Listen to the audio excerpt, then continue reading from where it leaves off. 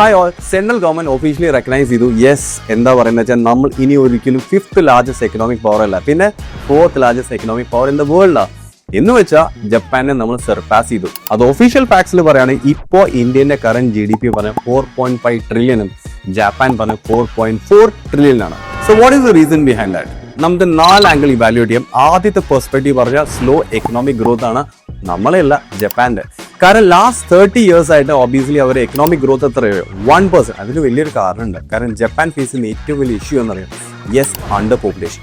രണ്ടാമത്തെ ഇന്ത്യന്റെ strong home market demand. കാരണം നമ്മൾക്ക് ഡിമാൻഡ് പറഞ്ഞാൽ വളരെ ഹൈ ആണ്, അതിന്റെ ബേസ് നമുക്ക് അറിയാം, നല്ല പോപ്പുലേഷൻ ആണ്. ആൻഡ് തേർഡ് വൺ നമുക്കറിയാലോ ഇൻഫ്രാസ്ട്രക്ചർ. ഇന്ത്യ ഇൻഫ്രാസ്ട്രക്ചർ നല്ല രീതിയിൽ ഭൂമിയുണ്ട്. അപ്പോൾ സ്വാഭാവികമായിട്ട് ആൾക്കാരെ ചോദിക്കാം ജാപ്പനീസ് ഇൻഫ്രാസ്ട്രക്ചർ ഓൾറെഡി നല്ല തീർച്ചയാണ്, പക്ഷേ അവർ ഓൾറെഡി മെച്ചുവേർഡ് ആണ്, ബിക്കോസ് ദേ ഓൾറെഡി ഗ്രോൺ. പക്ഷേ ഇന്ത്യ നന്നായിട്ട് പ്രോഗ്രസ് ചെയ്യുന്നതുകൊണ്ട് ഏറ്റവും വലിയ പ്ലസ് പോയിന്റ് എന്താ, ലോജിസ്റ്റിക് കോസ്റ്റ് വളരെ കുറവായി. ആൻഡ് ഫോർത്തിലി ഇന്ത്യയുടെ most important factor digital technology. അതിന്റെ ക്ലാസിക് എക്സാമ്പിളാണ് UPI ട്രാൻസാക്ഷൻ വന്നതോടെ ബിസിനസ് ഭയങ്കര ഈസായി. അതുകൊണ്ട് transaction cost is really law.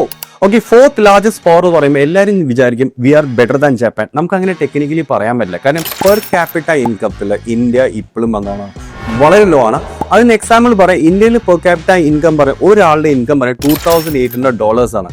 And that to Japan you can compare the call $34,000. അപ്പോൾ പറയുമ്പോൾ ടോട്ടാലിറ്റിയിലി we have made an improvement. പക്ഷേ ഇതൊരു ശരിക്കൊരു ബെനിഫിറ്റ് ആയിട്ട് വരുന്നുണ്ടെങ്കിൽ നമ്മളെ ഹെൽത്തിലും എസ്പെഷ്യലി എംപ്ലോയ്മെന്റ്സിലും ഈ പ്രോഗ്രസ് വന്നാൽ ഈ ഇതിന്റെ റിസൾട്ട് പോസിറ്റീവായിട്ട് റിഫ്ലക്ട് ചെയ്യാൻ പറ്റും.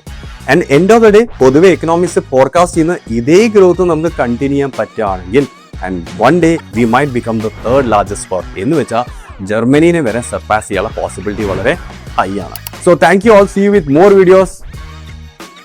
ബൈ.